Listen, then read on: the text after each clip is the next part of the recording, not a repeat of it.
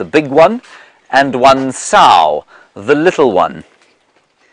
And now you can see how, as with human beings, the sow managed to keep her teeth much cleaner than the boar did. He, of course, was very tardy about his appearance. This actually could be likened, I suppose, to Brent and Jamie. One, magnificent, the other impressive, but not quite as sort of clean as its partner. Let's go straight across to Jamie. Oh, look at what we have here. First of all, signal on Inyala Road North, which is impressive all in itself. And second of all, a pair of snuffling warthog. And they've given us the perfect opportunity to actually compare the size difference between a male and a female. Now, it's the male that is wandering about on the left, and he is absolutely enormous. A fully grown warthog boar with those wart-like protrusions that give the warthog its name. They are, in fact, of course, gristle and connective tissue and cartilage. And you can see just how prominent they are on a fully grown male warthog. And he's actually got one of the most impressive set of tusks that I have seen on Djuma. They're absolutely enormous. And those, of course, are generally used for digging up roots and other such things, and in fighting with other male warthogs. But his most impressive tusks are actually the lower set, or the tushes, that are rubbed razor sharp, much sharper and much more dangerous than the top set. A male warthog like this, of this size, would be enough to make even the bravest leopard think twice about tackling him. Not defenseless by any means, and even a leopard of Tingana's stature and size would probably weigh just a little bit more than this warthog himself, and probably wouldn't want to risk injury by attacking him. Interesting amount of moisture around his eyes as well. I don't know if that's moisture or if it's just sort of bald skin around that patch. Here we go, giving you a brief view of his lower tusks. It's alright, boy. He is a most impressive specimen. I know that a lot of people think of them as incredibly ugly. I really don't see them that way. And they might not be as attractive as a lion or a leopard, or even a zebra, or indeed most of our mammal species, but they're not hideous. I actually really enjoy warthog. They are such characters. Most of us in South Africa have grown up with warthog wandering about campsites, at least, being a very familiar sight. They habituate to people very quickly. One particular memory springs to mind when one of them tossed my brother into the air when he was still very, very young. He was a baby, he was still in nappies. And a female warthog walked up behind him and threw him into the air. And he's been absolutely terrified of warthog ever since, and indeed is in fact terrified of most living things that are any larger than the size of a pinhead, particularly spiders. Strange how two different siblings turn out very different ways. It's the female snuffling about at the back. She's much smaller than he is, not necessarily in terms of physical size, and her tusks are relatively impressive. You can see she completely lacks the protrusions that he has. She's only got two small ones underneath her eyes, one on each side, and that is one of the most easily distinguishable features in terms of telling the difference between a male and a female warthog. Females only have 2 warts, whilst the males have 4. 2 underneath the eyes, like the females, and then 2 closer towards the snout.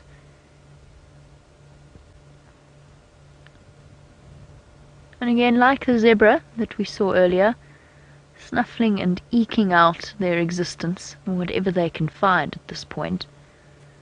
The difference is that their digestive system is slightly more resilient than that of a zebra, in that they can cope with different types of food, including roots and shoots and tubers, and even occasionally meat from carcasses. It's not uncommon for a warthog to scavenge off a carcass, or in fact most of the animals out here. Even antelope will have the odd nibble to supplement their protein requirements.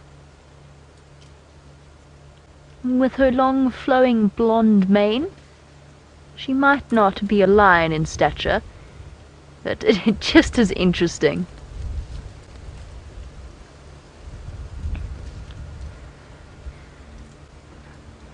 As that member of the porcine family wanders off up the drainage line, our beard, you were wondering whether or not we have bush pig in the Sabi Sands and what the difference is. We do indeed have bush pig out here. I have yet to see them while I've been on Djuma. I'm not sure how many have ever been seen on the live drives, but I'm sure at least one of them has been seen, I imagine. The terrain is not necessarily exactly right for a bush pig, but they will be around. They're just exceptionally nocturnal and really rather shy. And our beard, the difference is a bush pig is much more like a wild boar or a wild hog. Much larger, much stockier animal with smaller tusks. It doesn't have those curving facing tusks that a warthog has. And it's actually quite shaggy, as in furry. That being said, it's also almost totally nocturnal.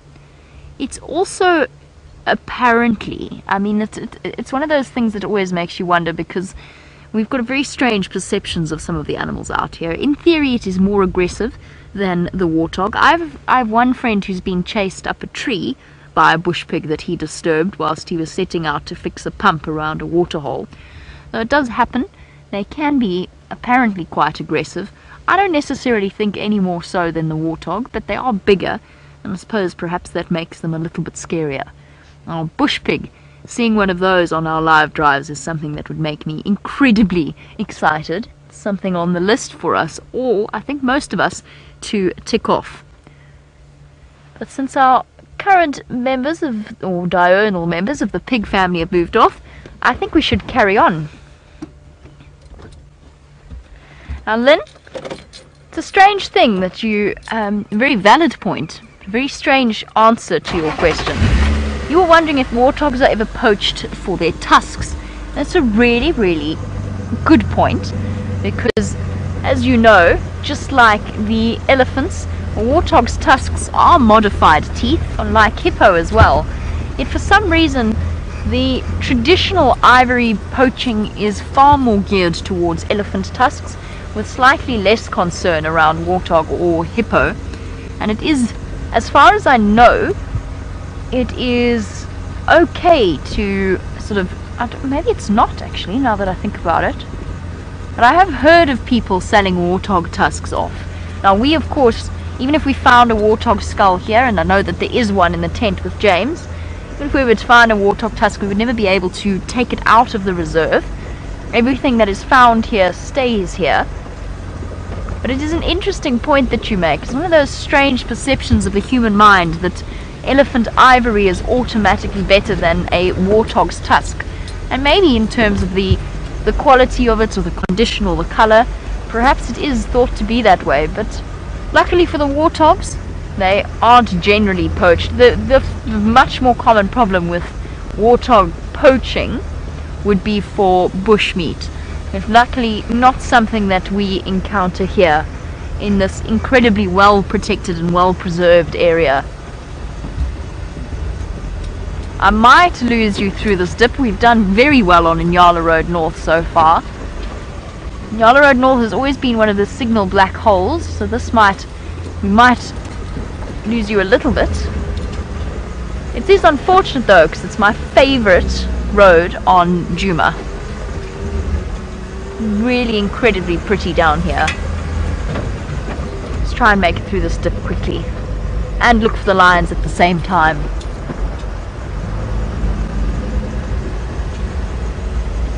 James was given a very small stick by Brent, and no one wanted to give me a stick, so I thought I'd cut my own. And the stick I did have, I've given to Herbert.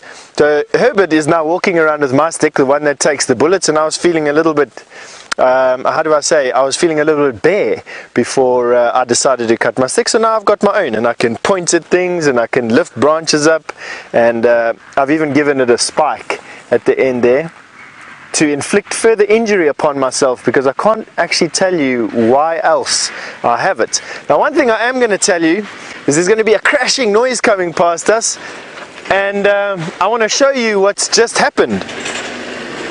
There's an empty trailer right there. And of course, you can guess that that was Wendy that was just delivered to us. So we're just busy testing Wendy at the moment. It looks like Wendy has been fixed. She's back on site. We hopefully will be able to put her back together in not no time, but some bit of time. And she'll be driving around again. So good luck to, or well done to the guys that have been working on it. Now, Joey has just asked me all the way from Australia, and wow, Joey, you must be watching it late at night. You've asked me what's my favorite things to see on bushwalk. To be honest with you, Joey, I'm a big fan of the smaller things. I think that spiders and ants and caterpillars and plants and interesting things with lizards and snakes are far, far more interesting than lions and leopards and elephants. Not that I don't love everything, I'm a naturalist, of course, and everything here fascinates me. But just how evolved, how super evolved some of these insects are, and how if I blow them up in my imagination to be as big as tigers or as big as honey badgers, I just find that that is fantastic. So in my mind, they're the same size, they do the same things, and obviously are much, much more fantastic, for me at least anyway.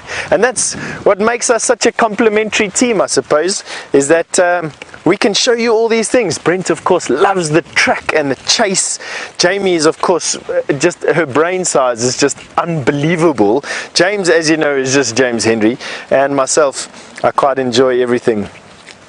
All right, so we are now walking around on quarantine, and there in the distance is a light that you can see, and that is where James Henry is sitting, and James Henry wants to give you an update about what he's been up to. Not a huge amount of update from here. The rover has ceased to function anymore, but Connor is on the problem. I just wanted to quickly show you something here. And this is a wing, of course, and it's superbly drawn, of course. I copied it from an actual diagram by an actual artist. And I just wanted to show you here how basically how a bird's wing works.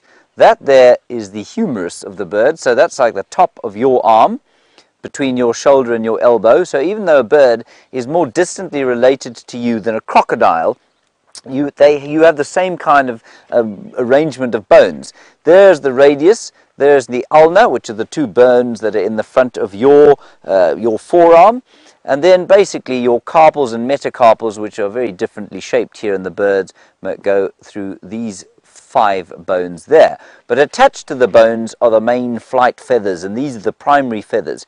And these are the feathers that you see when a bird is flying over your head. Those are the ones that are sort of draped out behind it. And this special feather here is called the alula.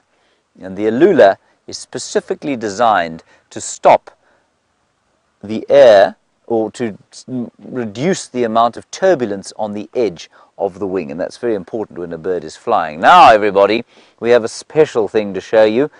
Making her return to Wild Earth, Wendy. She's had a week-long holiday in Johannesburg, and only very, very sick people go to Johannesburg for a holiday, especially in the wintertime. Driven by Brent Leo Smith, who thinks he is Steve McQueen this afternoon. Thank you, Brent. Well done. Well done. Thank you. Yes. Yes, he says he felt it really pushed his skills. We feel the same thing out here. Now, let's go back into the tent and see what we can find over there. People are scuttling all over the place to get out of the way. Connor, is the rover working? It is. Oh, no, we don't have a picture from it yet, so we're not going to worry about that for now. Let's have a look over here. Now, of course, two of the most joyous things you'll ever find in the summer out here are the dung beetles.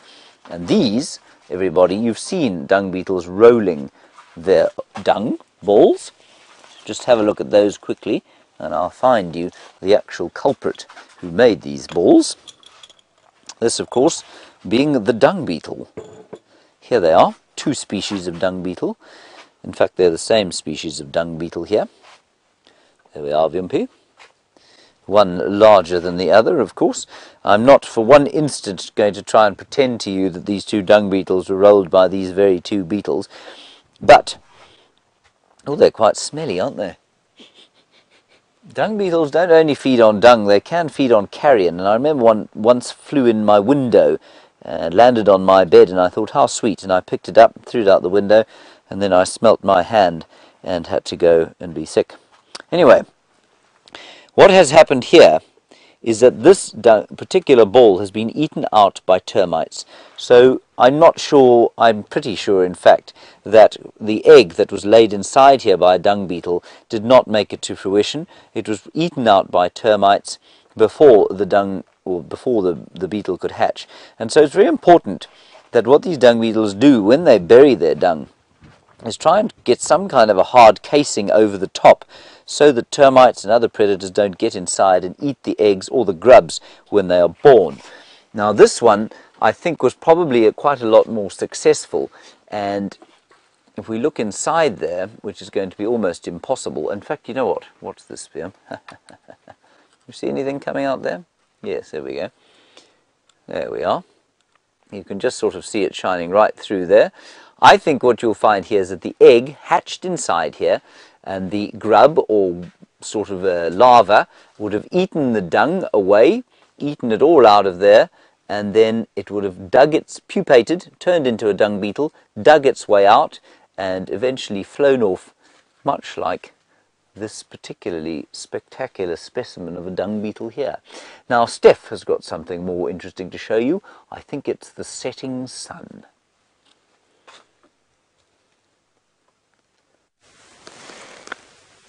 And welcome back to the bushwalk with myself, Steph, and this massive marula tree. I mean, isn't this an absolute beauty? One of the absolute biggest on the property that I've seen is this marula tree. Unfortunately, been quite damaged by an elephant. But the segment I was going to do for you, I'm going to change, which means I'm going to have to ask Dave to walk all the way up here, because I've just found one of my favorite little insects to show you. Here is a pseudo-scorpion. Have a look at that. And as far as I know, the first time we're catching this on live film for you. Pseudo-scorpion. Looks like a scorpion, doesn't have a tail. I don't quite know how many hundreds of million years old this little insect is, but let me tell you, or arachnid is at least anyway, let me tell you that this is one of the most ancient terrestrial insects in the world. Now it looks like a scorpion, and in actual fact, it also hunts like a scorpion. It hunts like a bark scorpion, as you can see with its pincers open. It's combing these bark crevices and valleys and crests for little insects. It eats mites, tree mites.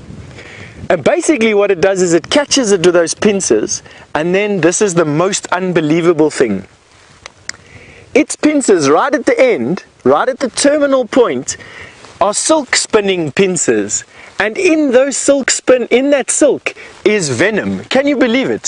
So in its pincers, it has the bottom pincer closes to catch insects, and in that bottom pincer, it has silk.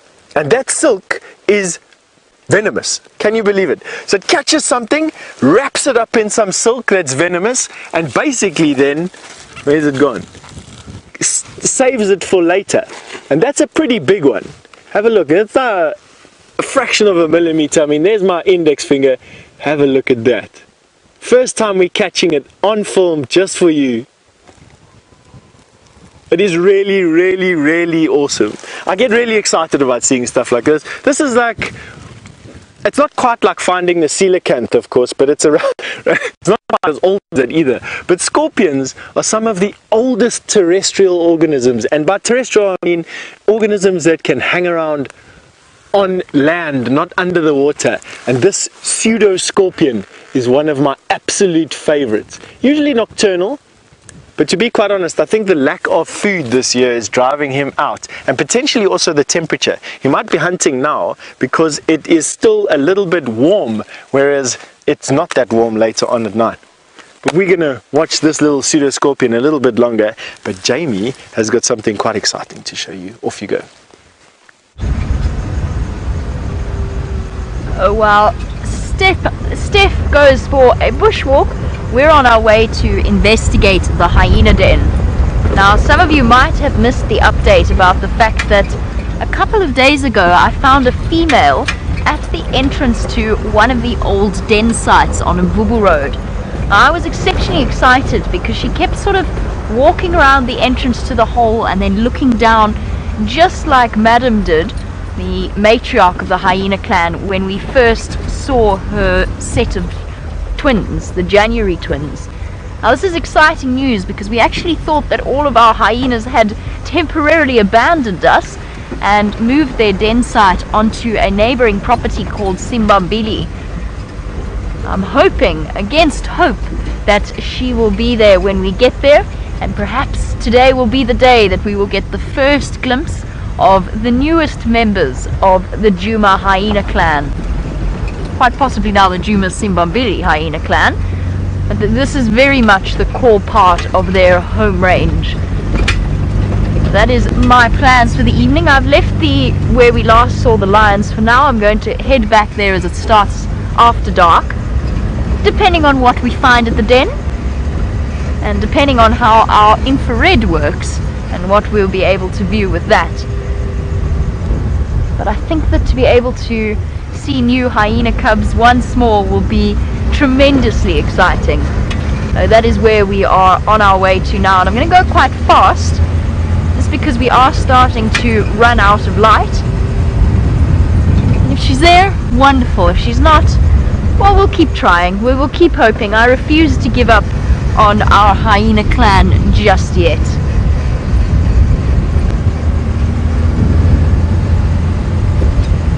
While we race towards the west, we're not the only people looking in that direction.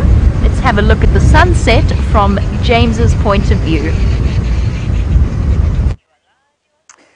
And as I have said to you many times before, one can never get sick of the sight of the setting African sun, or indeed the sun setting anywhere. I think some of the most spectacular sunsets I've had, second of course to the African ones, have been the ones that I've seen in Cornwall, believe it or not, and in one little part of Greece at one stage. But the African one, when you come home here and you smell the winter's dust and feel the gentle air moving in from the northwest, well, I'm just not sure it can be paralleled anywhere in the world.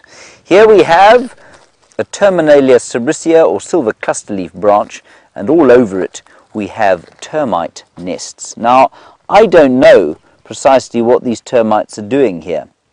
There aren't any in this particular piece of it, but what they're doing is, though they're building some kind of nest here, but the Terminalia bush, and we'll go and look at the big tree over here now, is actually termite resistant. You can make furniture from it, you can make film, at least you can make fence poles from it, and the termites don't eat it. So if you come over here and look, it seems to me that far from eating the wood, they're almost using the tree to get off the ground for some reason. So if we open this up here, there we go, this is a bit more solid than the one I had. There aren't any termites in it now. There's one. One just disappeared down inside there. I'll just try and do it again. No, they're all absconding now at a great speed back down towards the ground. But they're not, you can see here that they've possibly tried to eat a little bit of the way into the bark, but they don't seem to have managed to get at the wood. And Viam, if you can come around here, that would be great. Here is a termite that seems to have died, somehow managed to impale itself on something or other there in the bark. That is the shell of a termite, the exoskeleton. There he is. It was a young soldier, Viam. Do you see that? Oh, cut down in the fountain of youth, the young soldier termite. They're not eating this wood, so I don't know what they're doing here. And as I've told many of you before, people out here often, when they find these termite mound nests inside the trees like this, they eat the termite mound dirt. Now, have you ever eaten it, Wiem? Have I given it to you before? Yes. You don't want to have any more, do you? It wasn't very nice. No. Now, it's not particularly delicious. But people say this is very, very nutritious to eat this stuff. And I don't really know why. While I get rid of the stuff that's now in my mouth, let's go across the steps and see what he has to show you. Look at this. Welcome back to the bushwalk firstly.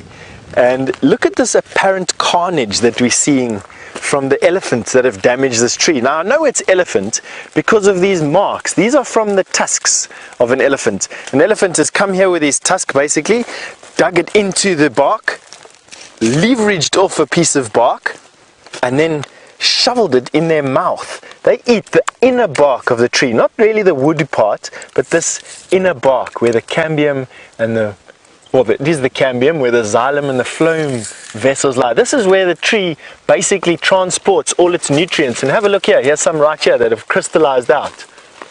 That is the tree's food, and that is what the elephant is after. This crystallized juicy juice that is just been dried up by the sun and crystallized by the sun. But for when I first walked up here, I thought this tree had actually been killed. And although it's lost a great deal of its cambium layer, probably around about an inch or two of its cambium layer, this tree will actually still be able to feed itself. And I know that because not all of it has been taken. If you look sideways onto this tree here, you'll actually see that a lot of this cambium is left over. And this tree will be able to get by. Whether it'll be healthy again is a difficult question to ask, but in actual or to answer. But in actual fact, this tree will be able to get by. I have no doubt that this tree will be able to at least make flowers, or at least make flowers to produce pollen next year. This is a male marula tree, unlike the one with the pseudoscorpion, which was a female marula tree. And I'll tell you exactly how I know that. Is because this tree doesn't have any nuts at the bottom of it. No nuts mean it's a male tree. If it had nuts on the floor here, it would be a female tree. Now Melissa has just asked me, hi Melissa, you just asked me, can a tree protect itself? Absolutely, Melissa, a tree can protect itself. They make thorns. This particular tree doesn't have thorns, but by far and wide, trees protect themselves by producing poisonous compounds. They take nutrients from the ground and mix it with all the sugar and the energy from the sun that they make, and inside the tree themselves they synthesize some of the most virulent poisons that we find on earth today are made by trees and plants and bushes. And that's generally how they protect themselves. They make themselves distasteful, or they make themselves dangerous to eat or to chew and ingest and swallow. Marulas unfortunately are just big, and that's how they protect themselves. They get themselves way up into the ground, big woody trees, and that's how they do it, making themselves outsized for everything except elephant, of course. Nice beautiful marula tree. Okay, it's getting a bit darker now. Now, you know, being out at foot while we're walking around over here can actually be quite dangerous. I mean, to be honest with you, it's something that we have to look out for all the time. We're not just willy-nilly sort of doing our thing here in the bush. We're not walking around in a fenced area. We're not walking around with 100 vehicles all over us. We're not walking around knowing where animals are. We've got to be quite careful out here. And in particular for things like elephant and buffalo, lion and leopard and rhinoceros. But right now, there's not too many of those around. That is because we're walking around on quarantine. Luckily, we can see where we're going. The other one is because while it's getting dark, I don't want to stray too far away from our camp. But to be honest with you, now's not the time to be talking about what I'm going to be doing. It's going to be talking about what you're going to be doing. And you're going to be going to Jamie, who's approaching the hyena den. As the chill of the evening sets in and I wrap myself in my jacket, a chill of disappointment has also settled in. Because for now, the hyena den is completely silent and devoid, as far as I can tell, of any life. It's all looking so positive. Her tracks were up and, or at least tracks of a hyena, going up and down a Vubu road.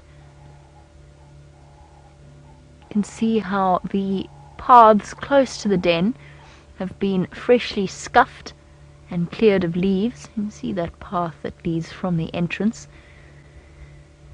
That doesn't necessarily mean that she doesn't have cubs, nor does it mean that they are not here. It just means that she is not here at the present time. And of course she cannot be at the den site all of the time, constantly. It would be simply impossible, and she has to try and feed herself. Now the female that I suspect might have cubs, and now I'm really keeping my fingers crossed here. The female that I suspect has cubs is definitely one of the lower ranking females of this clan. The reason I know that is I've seen her being disciplined and almost what we would describe in our human way as being bullied by the matriarch and by Pretty and Corky. It was a couple of months ago now. She's been quite severely beaten up. Her ears were being pulled, her bottom was being bitten, and I don't think it's the only time that we have witnessed that before. So she's definitely lower ranking, which means that she's always going to be one of the last to have access to any of the food that the hyenas might scavenge. It means she might even have to travel further afield in order to find herself enough food. The nice thing about brand new hyena cubs, though, is that they need to be fed more regularly than the slightly older ones. So what that means is that she's got to be returning at least once a day to feed the little bundles of joy, if indeed there are any little bundles of joy in that den site itself. Oh, she's there. She is there. Her head just came up. Yay! Yes, yes, yes. This is brilliant. Alright, we're going to reposition to try and get you a different view. She's right in the entrance to the den site itself, which is where Madam always used to sit when she had the new cubs at this den. Now, it did take us several days of patiently waiting before those little cubs finally emerged. And it could be the same with this hyena. But I think the fact that she's here again, in exactly the same place, is exceptionally positive news. Oh, this is so exciting. Something for us to look forward to in the future. Some of you have only been watching for a couple of weeks or maybe even a couple of months, and you haven't had the opportunity just yet to see exactly what a newly born hyena cub looks like. Hello, I see you. I see you. You were being very sneaky. Every time. Oh, there we go. Is this now her? I need to see her ears. She's got very tattered ears.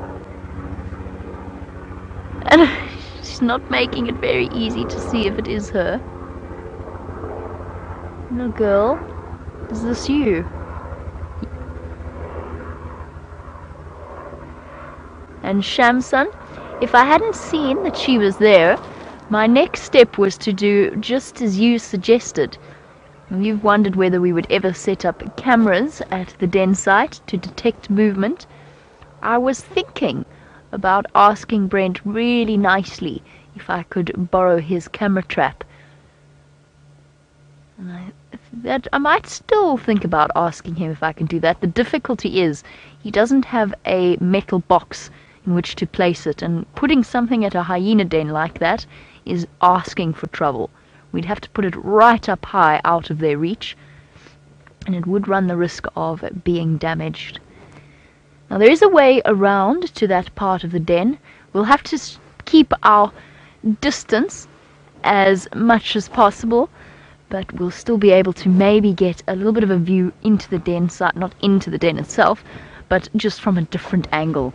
And Valeria, you're just saying that we have action and that it's made your day. Well, I'm so thrilled. I have to tell you, it's made mine as well, because the fact that she's here again, I think, doesn't conclusively prove it, but it certainly goes a long way in doing so.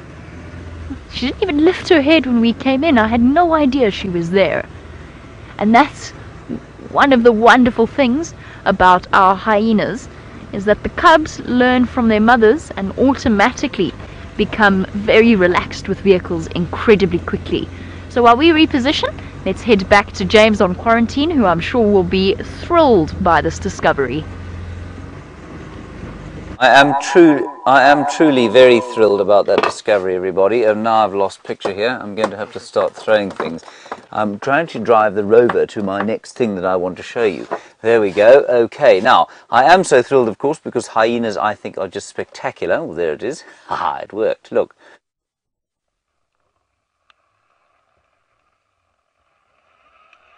Sound?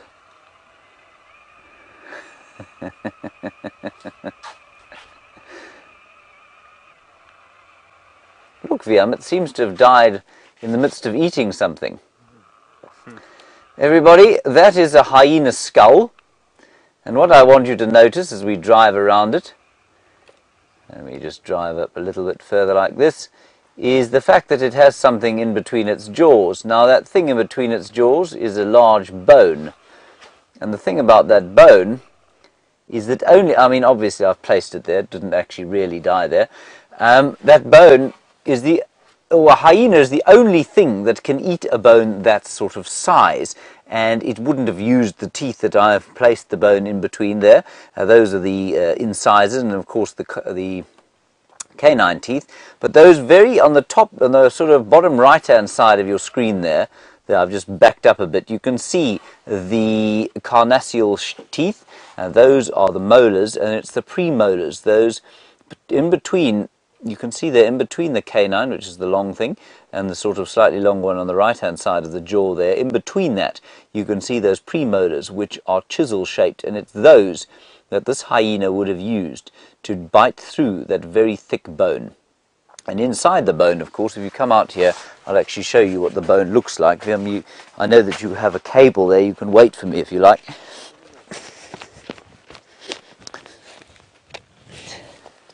Inside the bone here, of course, was all that really delicious marrow. Now, I've been through this with you a few times, but I just find it so fascinating to talk about. Marrow, of course, has a lot of fat in it. Fat in it is massively important for human well-being as well as many of the animals out here. And for humans, certainly ones that lived before the days of McDonald's and Burger King, fat was a really difficult thing to get at, and that, the bone marrow, was a major source of animal fat, crucial to especially pregnant women. Let's head back to somebody who's not pregnant anymore, but hopefully has just given birth to special cubs in that den. And that could well have been from any kind of encounter with some of the other hyenas of the hyena den. The reason I know her so well, I will never ever forget her face, was because the day that we saw her being attacked, she actually tried to climb underneath the vehicle to get away from the other hyenas. And obviously I couldn't let that happen. Didn't want to let that happen, so I moved the vehicle away from her. And once it ended, she came and she sort of looked at us with blood all over her ear and blood all over her side and her feet, and she just looked so incredibly miserable and beaten up. I think she's quite an old hyena, just judging by the state of her teeth. She's got very yellow, cracked, rotten, the tips of her canines are missing their points, and I think this is her. She's the mother to, for those of you who've been watching for many years, you'll be familiar with her. She was the mother of the twins from February last year. And while we patiently wait here, over to Steph with a feathered friend.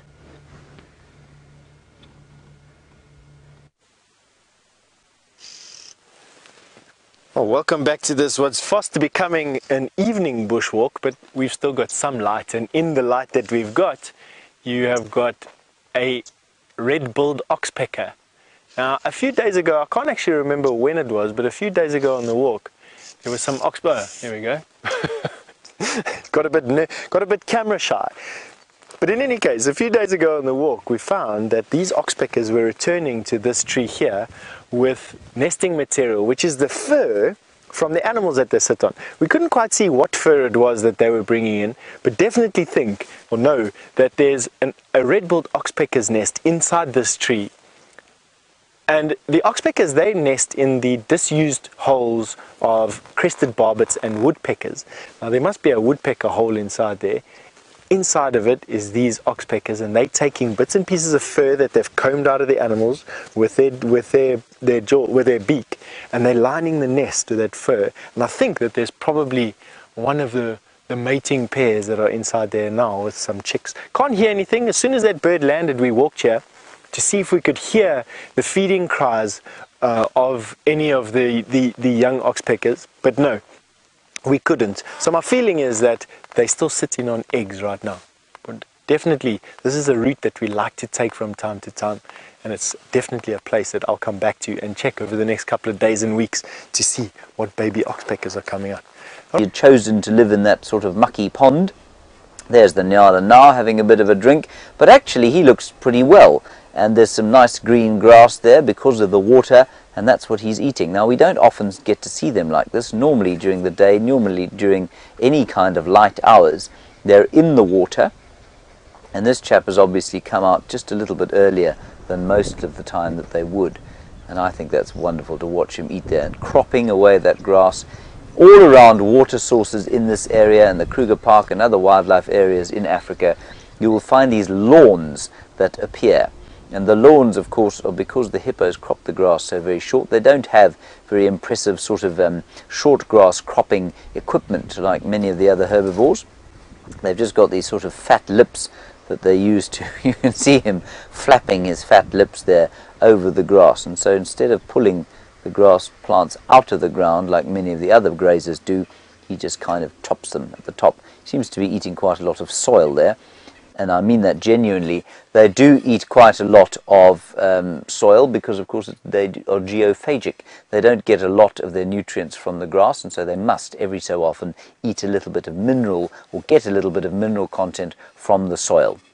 Let's head across to Steph, who has found what I think is a processionary worm.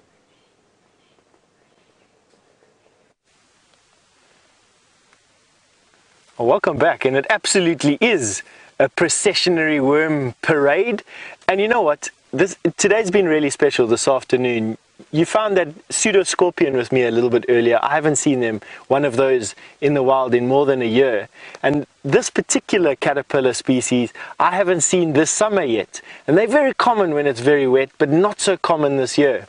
But have a look at the way that these worms, these caterpillars, they all stretch from about here. This is the lead worm where my stick is now, all the way to about here, where you see my stick coming out of the bottom over here.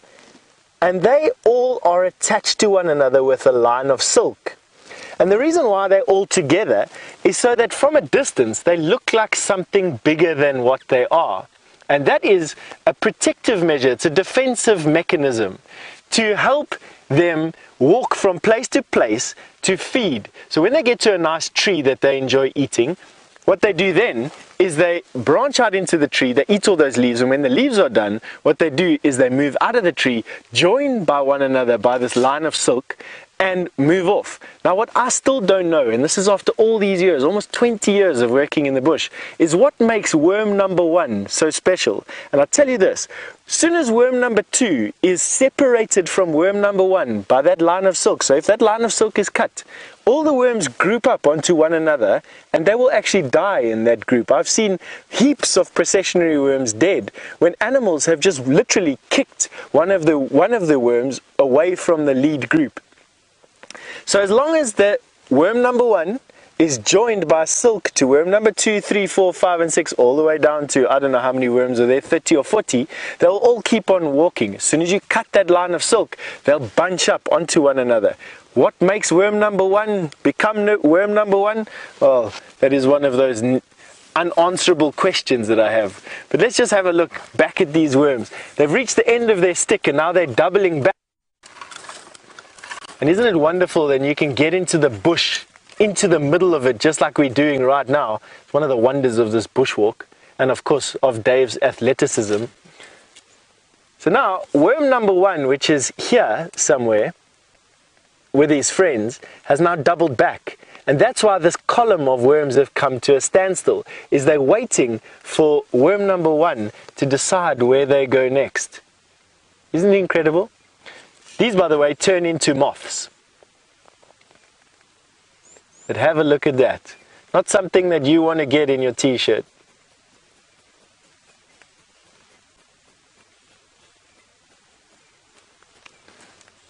Wow, Debbie, all the way from Vancouver, good morning to you. Or it might still be evening there if morning hasn't come. But you said if it's late in the season to find these processionary worms, isn't it a bit late to pupate? You know what, I think that's a good question. Basically what happens is, why caterpillars come out in middle summer is because that's when the leaf load is at its highest. What will happen then is they eat enough, hopefully, in a summer to get enough energy to pupate and change into, in this particular case, a moth, a processionary worm moth. Now, I don't know if the insect load has been low this year. Well, it has been low because of the rain, but when these guys hatched, these worms may have hatched a few weeks ago and has just been taken an extra long time to pupate. My gut feel tells me that they'll pupate when they're ready to pupate. There's still a lot of leaves around, even though there's not that much grass, and my hope is that we'll actually see some processionary worm caterpillar moths that will then carry over the next generation to next year. I could only imagine, Debbie, that there will be, although less of them, there will be some processionary worm moths that lay eggs that will become processionary worm caterpillars as soon as the rains come back. It's the way things must work. Not everything can die, which is a good thing.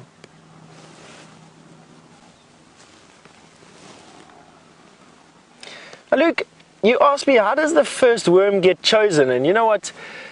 That is exactly the question that I've asked myself literally for 20 years. Oh, now, you're coming around here so that I can answer this question properly, Luke. Come and have a look over here. Join me in the bush over here. How does the first worm in the procession get chosen? Luke, I honestly couldn't tell you. And what I've done is I've actually experimented with these worms. I've cut the silk myself, and all the worms pile up, but the last worm in the line leaves a trail of silk. And if I join the last worm in the line to the group of worms, all of a sudden a new procession is formed, and all the worms in the pile then move off and follow that procession again. It still doesn't answer the question at what actually is the first worm in the procession. I'm not sure.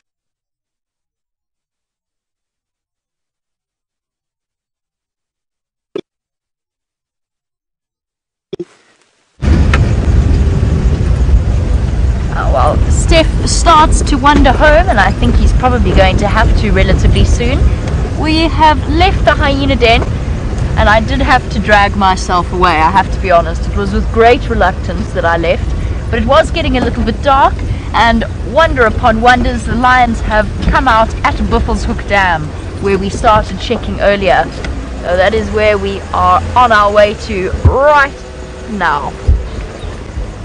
We're just going to take this rather bumpy patch a bit slowly. I know that Wendy has just made a miraculous return, but we can't risk losing Rusty either.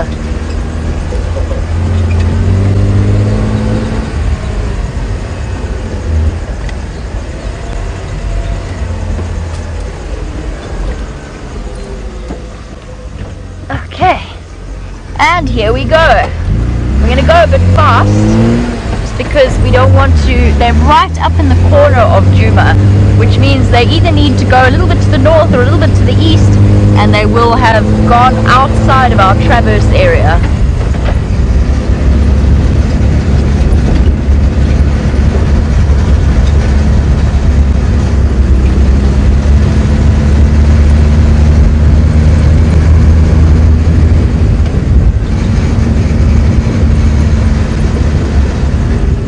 Wonderful news is that the one Kahuma female on Torchwood has come out of her den site with her cubs, according to Mike from Cheetah Plains, and is currently suckling them as we speak, which is incredibly special. So while we race across to those lions, let's head back across to James in the tent. Here we are, the light is fading, not the tent is fading, of course, and up above us the silvery moon doth hang in the sky. There it is. Can you see it, Viam? A little bit of it. A little bit of it. There we go. Now, of course, Viam is doing this handheld, which is an almost impossible task. And as Steph was saying, it does become a little bit less than safe to wander about out here at night. But this tent of ours here, of course, suffices as some form of human habitation, and animals don't want to come near human habitation in general. There was that amazing viral video that went up the other day of lions licking a group of travellers' tents, and that was amazing. But normally, you know, the sounds and smells of human beings make animals avoid them. And so living in an area like this, if you were to come and visit Djuma or Arathusa or Cheetah Plains, you'd be in a camp that was as in the middle of the bush as we are right here. But because there is a little bit of noise, there's light, there are unfamiliar smells, animals generally avoid the immediate vicinity. Yes, a leopard might slink through in the night, or a hyena might come by and steal your dustbin, as they did to our dustbin 2 nights ago. But in general, you'll find that animals will avoid it, so it's relatively safe to be around if you're careful. But as the night falls, of course, animals that are active at night become much more confident. Lions and hyenas specifically become a lot more confident as the night falls. So Viam and I are going to go back into the tent now. Now, Ken, I often wonder when we talk about these things whether or not people do understand what we're talking about. You say, what is the difference between the call of a wild animal and its alarm call? Well, its alarm call, Ken, is basically what it does when it is very scared. So, for example, if an impala sees a leopard, it will make an alarm, snorting, absolutely.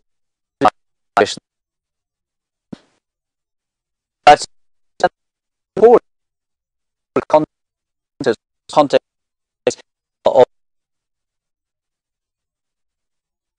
things,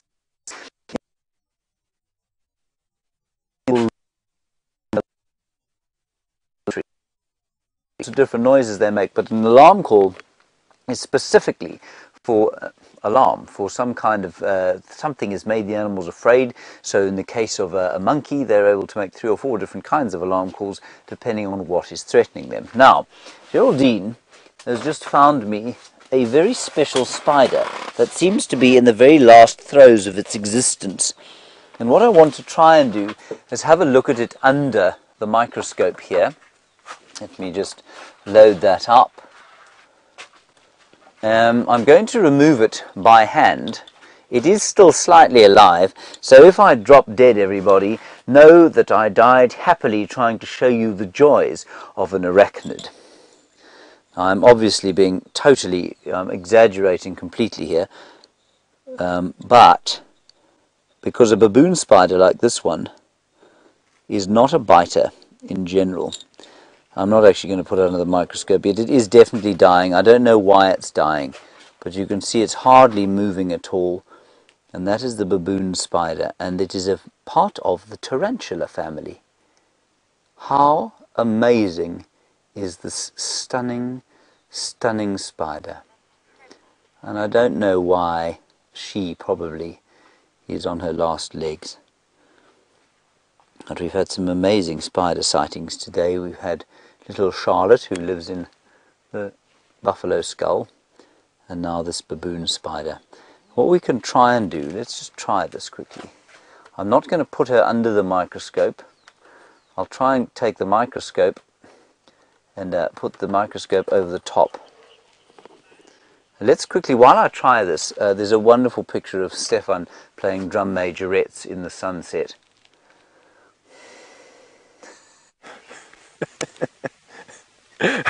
Funnily enough, that's exactly what I thought that I'd use the stick for, is a little bit of drum majorette practice while I was waiting to say goodbye to you. But it's getting very dark at the moment, definitely way too dark for us to be walking around in the thick stuff on the edge of quarantine. But I'm going to say goodbye. Myself and Dave have had a lot of fun this afternoon. Pseudo-scorpion, processionary worms. Woo woo! Yay! Yeah. All right. And we'll see you very, very soon for another bushwalk. All the best. So there, everybody, is just an extreme close-up of the hairs of the spider. What I'm trying to find, but failing to do, is find the eyes. It's got two little eyes. Let me just zoom out a little bit. There they are. Somewhere in there. There. Okay, those two things there. Can you see the two? It looks like almost like an antelope's hoof there, in that with a gap in the middle. Now that gap in the middle are the two chelicerae, and on the chelicerae are the fangs into which it will use to spike into its prey, and just behind there the two shiny brown bits are its little eyes. There is a magnificent sighting now with another female predator and Jamie.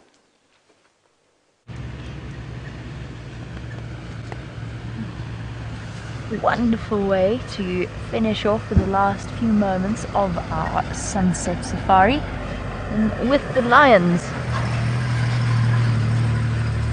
Sorry, just waving hello to some of the other vehicles that are making their way into the sighting.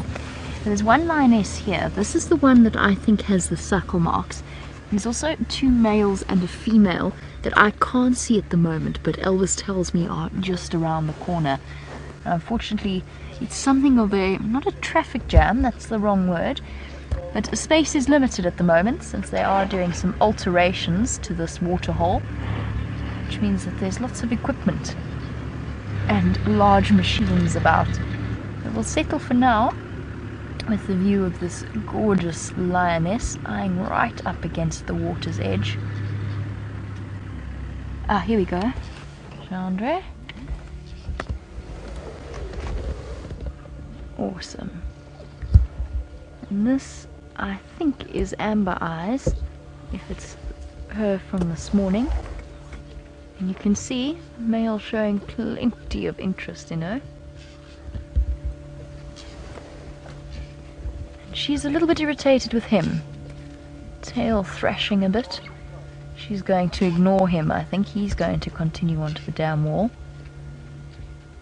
keeping a close eye on where she's off to. He is round-bellied and full. She, on the other hand, is not really. She's hungry. She's going to be wanting to find food. Oh.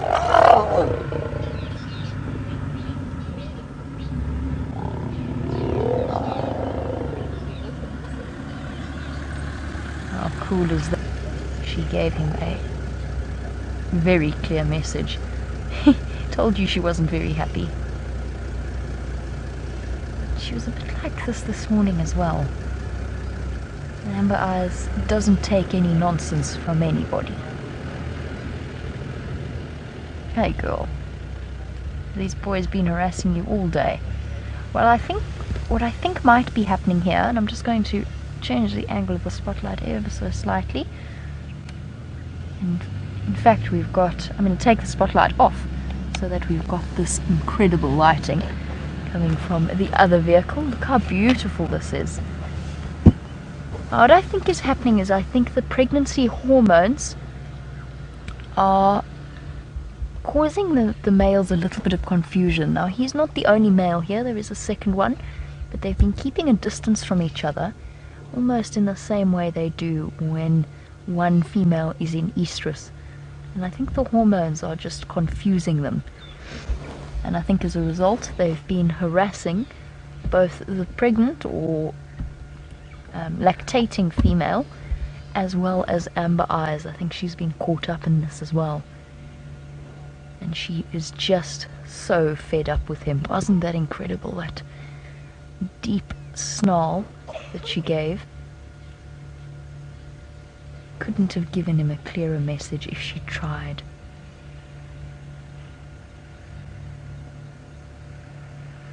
Now here's the interesting thing I've noticed about Amber Eyes just while we're looking at her, which I've never realized before.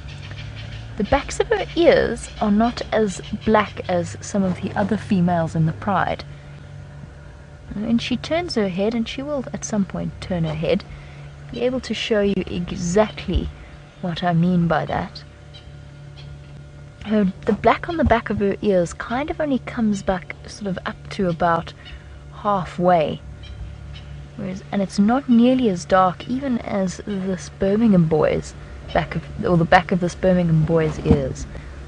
And it's just one of those things that you start to notice when you spend an enormous amount of time with these animals, especially with our incredible cameras that give us the best possible look or glimpses. Whoops. Spotlight gone. I'll provide my own light for now. But it is just one of those things that you pick up on.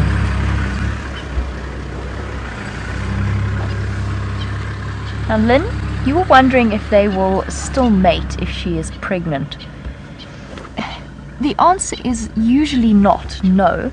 However, that isn't an absolute certainty.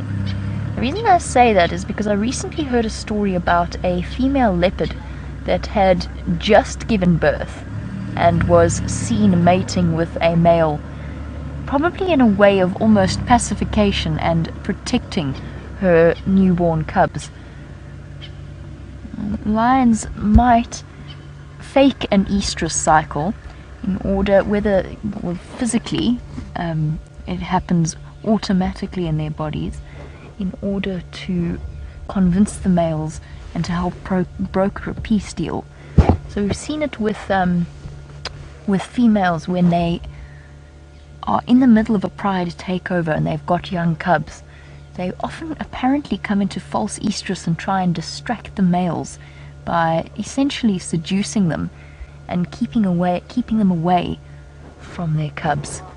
Here comes our second male. He has just emerged up out of the drainage line, and the guests in that vehicle are about to be head height with him.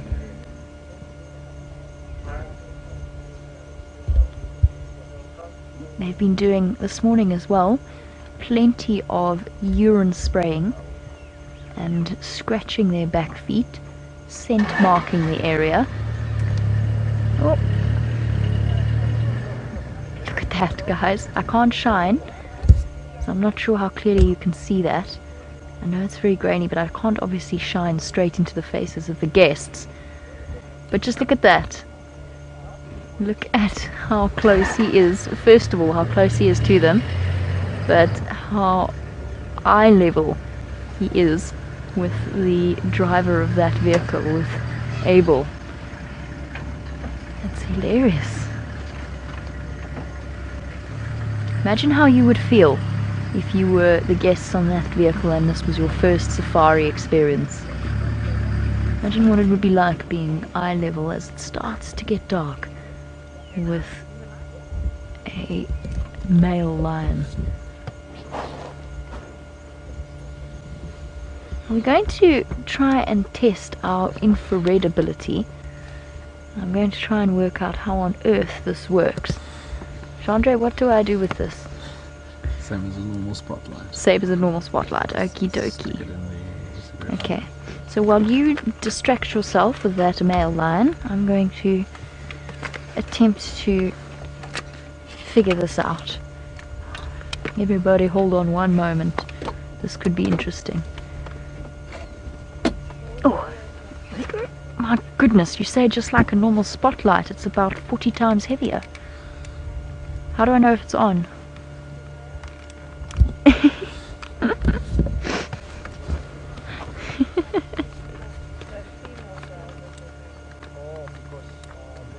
Is it on? Okay. Try to point it at him. We're going to go and see it red. Okay, I will try point it at him. Am I going to... Oh, whoops. Hey, look at that. Except I don't think that's me. Is that me? No. No. How do I tell if it's on? Oh. But you won't see it. It's invisible to us. I know it's Squeeze the invisible. trigger. Okay, I'll just hold the trigger, shall I? There you go. That's you. That's us. How cool is this, guys? And the others can't see you. And it's not going to bug the other people on the vehicle, I hope. This is so cool. Oh, this is like being given a brand new toy. I just want to shine on all the things. And now I feel guilty because it feels like I'm shining a light in their face, but I know I'm not. This is awesome.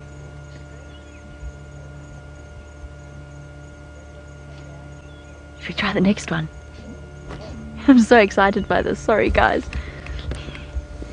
There we go. Shine over. And down to that female. And you can clearly see doesn't have a spotlight on her at all. There we go. How cool is this? No lights in her eyes. Nothing bothering her. This is super cool. I mean, most of you know me by now. My technological awareness is relatively limited, but this is definitely one of the coolest things I've got to play with so far. They never let me fly the drone. For good reason. I can barely manage my own walking without tripping over my own feet, so fair enough. This is so cool. And you get an arm workout at exactly the same time, trying to hold it steady.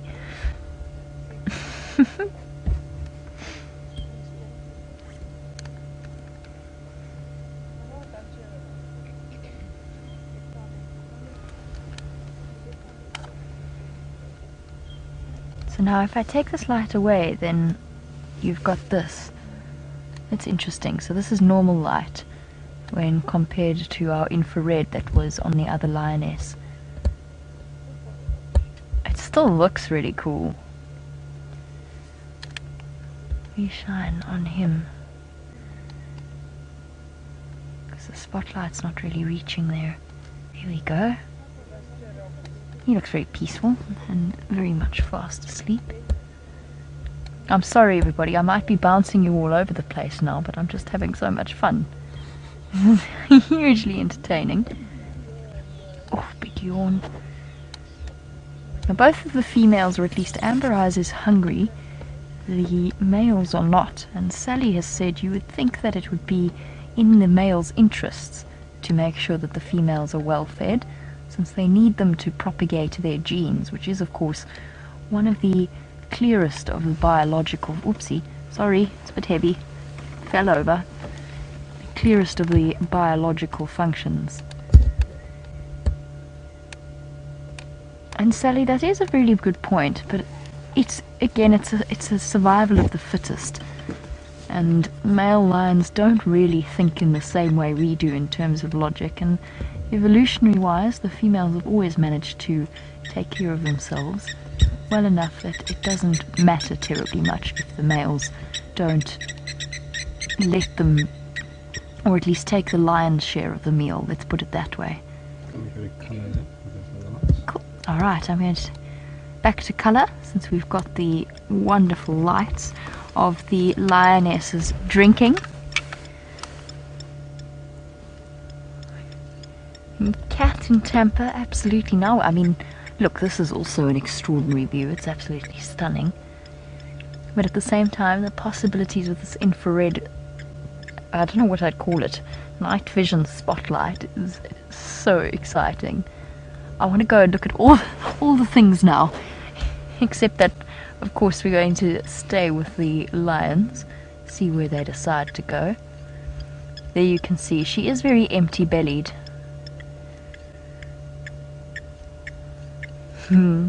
Liz, I completely agree with you. You're saying that you do see a night drive coming soon, and this possibility of aardvarks included. Put infrared on. Hmm? Can you put infrared back on? I can, absolutely. This is so much fun. I'm so distracted. Liz, can you imagine watching an aardvark like this, or an elephant herd like this, or I don't know, a bush baby, or anything that we could possibly see? The possibilities are endless.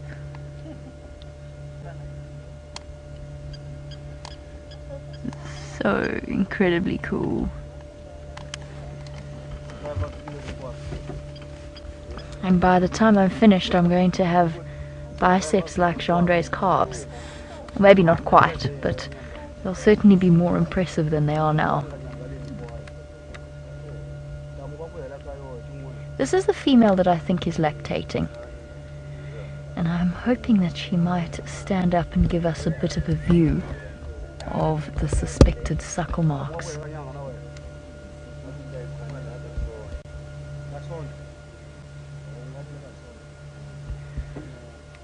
This is incredibly cool. Oops, sorry Gendre.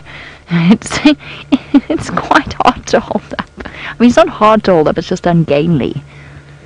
There we go, that's better. Pleasure.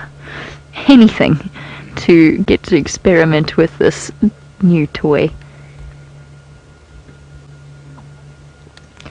And I'm wondering at the possibilities that we could put this to use with. These lines show up so beautifully clearly. Just look at Buffelshoek Dam. I am also vaguely aware of a slight, gentle, buzzing electrical current running through my fingers. In a not too serious way.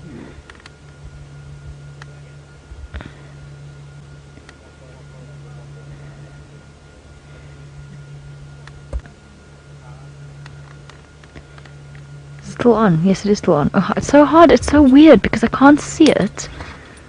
I can only see it if I'm looking in the monitor, so it's sort of point and shoot without realizing or without having any guidance unless I look at it through the eyes of the camera. This is so cool. She's grooming. She's not drinking. She's grooming, I think. Her feet. Oh, sorry.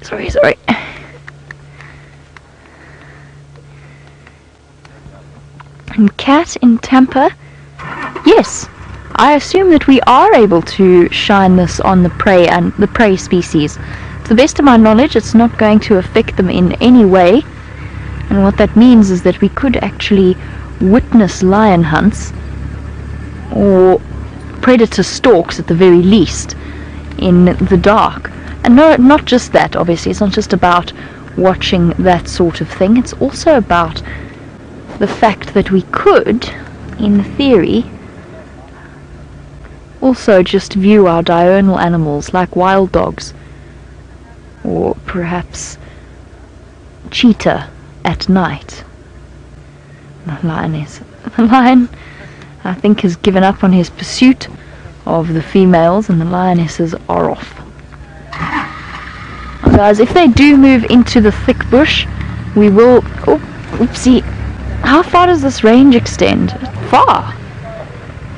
Where'd they go? Oh, there he is. Now we will let them disappear off. We won't try and stay with them. The reason I say that is because, as I said earlier, we can't really afford to risk Rusty at this stage. I don't want to do any damage off-roading at night. But it's okay, because actually the males are still around and the females are actually, I think, making their way back. The only disadvantage with this is I don't think I can spotlight and hold this at the same time. So apart from where it's pointed, I'm flying almost completely blind at this stage. So we'll show what it looks like without infrared. Okay, yes, let's have a look at what it looks like without infrared. There we go. And that's it. That is how incredible technology is. Isn't this so cool? Endless amusement. Let's go look at our other male. I don't know where he is. I can't see him at all. Is he there? No, he's definitely not. He's gone. Okay, so we've got the slight disadvantage here in that I can't see anything unless Gendre points the camera at it. So we're gonna have to do a switch now, so that I can see where these lions are. Oh, whoopsie. Whoopsie daisies. I don't know where they went.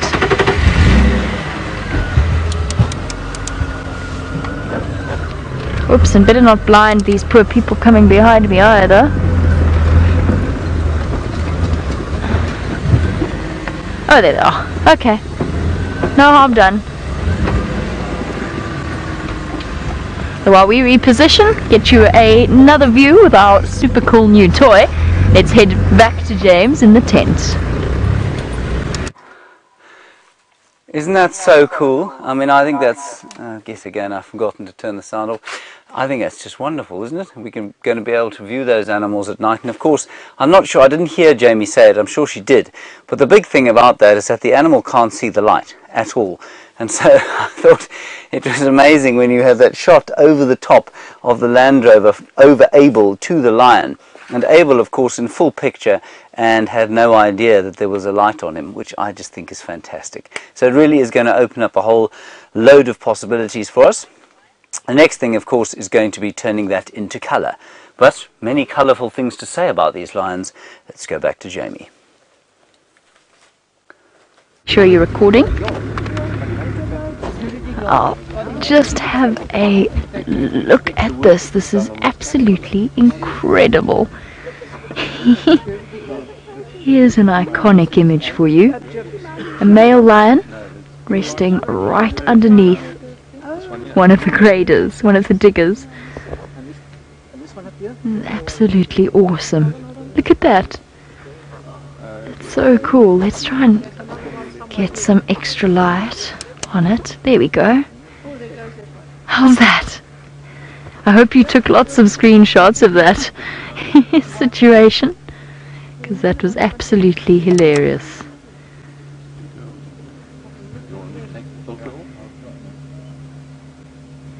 Here's the pregnant lioness, or at least the slightly larger, the one that I thought had suckle marks. Not very clear, and I'm not sure where Amber Eyes went. I think she must have gone further up the drainage line.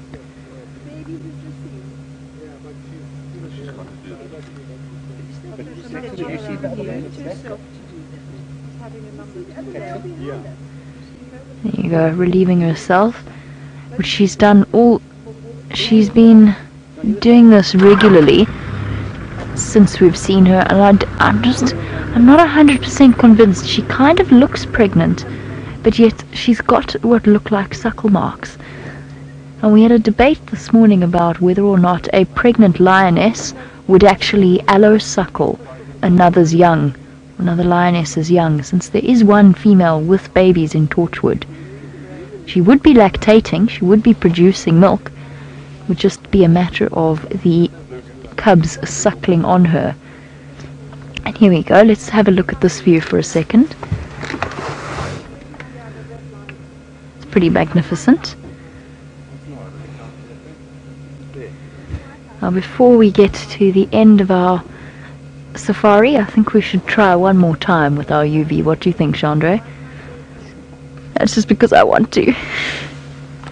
Okay, I'm taking the spotlight off. You can see how dark it's going to go. And whoops. Here we go. And from what we can tell, not interfering with their eyesight in any way, shape or form. He's dozing away quite happily.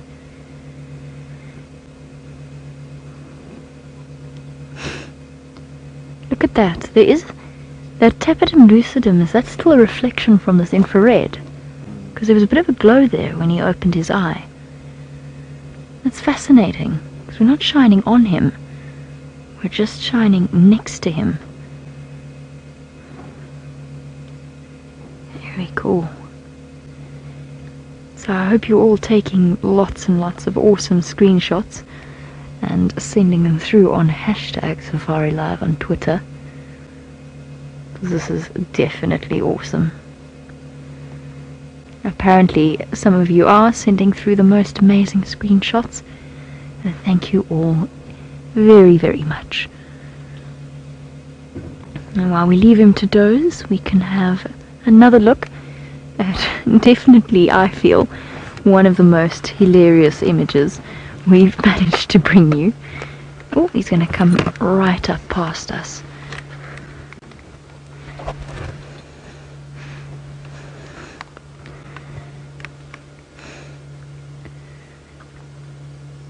This is so cool. And as he walks away from the grader, Christine said that she hopes that the workman was not inside there.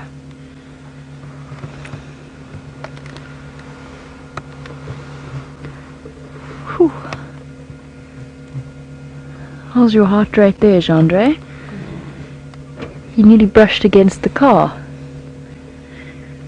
And even though that's happened to me so many times in my life, my heart still beats a bit faster when a big male lion does that right next to the vehicle. And this phenomenal moment of realizing just how comfortable they are with us. Yes, you do. Much more affection there, hey? Your buddy is sometimes just so much better than the ladies are.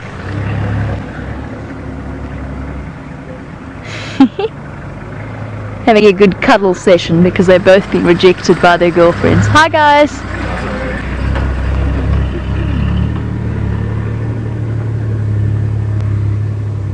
Very, very cool. You can just see their tails lifting up, all intertwined. And that's very typical. Male lions often show what seems like more affection than the females do towards the males. They show more affection towards each other. This has been such a cool experiment. And I dare not take my foot off the brake of Rusty because I fear we're about to go tumbling into the digger on the slope.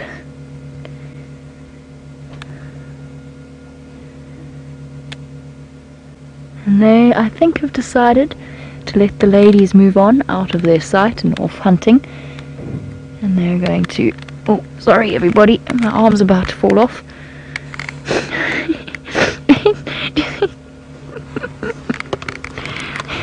It's really surprisingly hefty for something so small. It's probably about... Oh, it's a slight exaggeration. It's probably about 20 odd pounds. Oh, he's up for our last few moments of the sunset safari. We'll leave you with this infrared view of a male lion in all his glory. And we will have to follow up tomorrow to find out where these animals decide to go. We're going to let them head off playfully into the bushes, and we will catch up with them again at some point in the future. This has been so much fun. So thank you to Gendre for his fantastic camera work and for giving me a new toy to play with. And fantastic camera work with a new camera, as well as to the lovely ladies in Final Control. And as we gently roll and stutter forward, thank you to all of you out there across the globe. We hope that you have a fantastic day or evening, and we will catch up with you tomorrow. Bye-bye, everybody.